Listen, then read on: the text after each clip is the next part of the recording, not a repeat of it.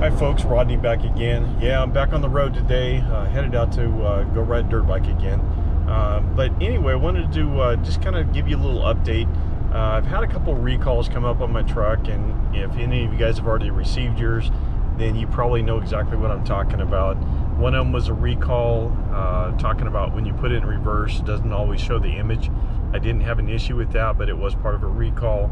Another one that I had talked about the emergency brake not releasing properly or not setting properly, and there again I didn't have that issue either. And there was one more that had to do something to do with the backup system, but it's all electronic related, and like I said, I haven't had an issue with any of those, but they all were recalls that come up. One of the things I had them do while I was in there taking care of the recall is I had them going ahead and deactivate the active noise that they or I should call it enhanced noise.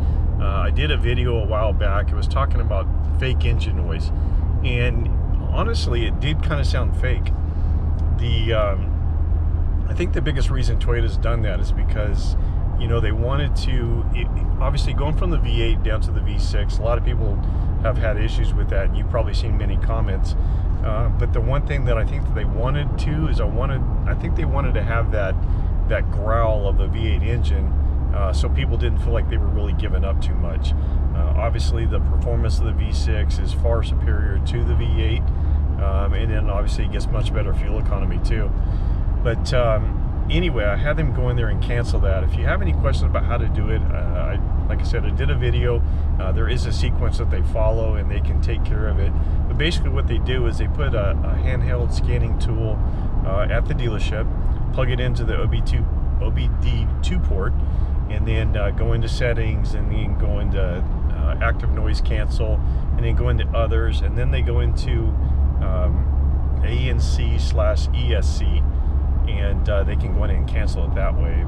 But anyway, one of the things I was really surprised about, I actually kind of liked it in the beginning, and I've had my truck now, gosh, it's got 11,700 miles on it.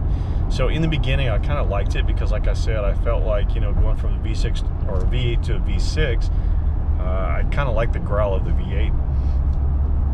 Anyway, when they did that, the one thing that really surprised me is the noise is still the same. Obviously it reduced the volume, but the noise is still the same. So in the video before, I was talking about, you know, was it enhanced noise, was it fake noise? And we know that it was piped in through the JBL audio system, and that's the only way that you could get it. But what I was told, and I had a viewer that happened to be a technician at a Lexus store, and he said it's actually enhanced, it's not fake. And what they do is they have, it's either a microphone or something spaced off of the intake, and basically what it does is just amplifies that intake noise. And so after I had them deactivate it, like I said, the noise is exactly the same, it's just a much lower volume, and I actually really appreciate that. So if a lot of you out there that are watching this video, if you don't like that noise, and obviously you hear it more when you're accelerating or just kind of at low speed, if you don't like that additional noise, take it into the dealership, have them deactivate that. I'm sure most of them would do it for free. They may charge you for it, but like I said, if you have a recall already, you may be able to do it all at the same time, and it would be free. But anyway, it like I said, it reduces that noise, and I actually like it a lot better. One of the great things about the Tundra is it's so quiet. You can have a conversation, you know, obviously you can hear me as I'm driving down the freeway, but you can have a conversation in the truck, which in the Tacoma that I had before, you could never do that. I say you could never do that. I mean, you could, but you're obviously having to raise your voice to be able to hear and for the other person to hear you. But anyway, thanks again for watching. If there's any question, anything I can help with, you know, take the time to send me a comment. I will kind of give you a little update.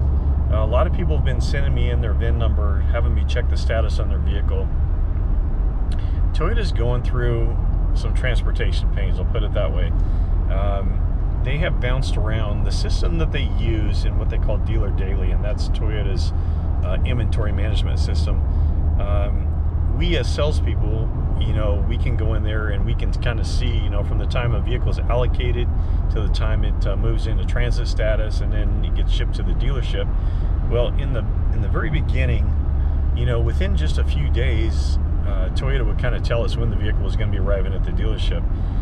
And then it went to, you know, we were kind of in the dark for a couple weeks, and then it got a little bit better, and now it seems like it's kind of gone backwards again.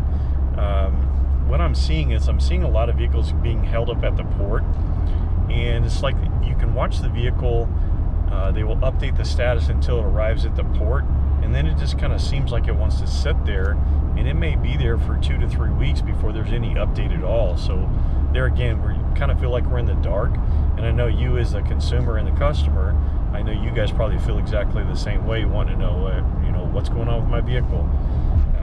So, you know, try to keep that open communication with your salesperson that you know, either put a deposit on, or, you know, you had them try to order you a vehicle, but keep that open communication going with them, and be patient with them, because like I said, you know, we're kind of in the dark as well.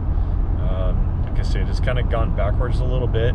I actually talked to somebody from the transportation at the port, and they said that obviously Toyota is going through some pains, and you know, it's frustrating for them as well, because there's only certain things they can see. So basically what happens is every so often the vehicle's tracked. So like for instance, if it's on a rail car, it may show the last sighting, and then after that, you know, we don't know anything, and they don't know anything until it actually arrives at the port.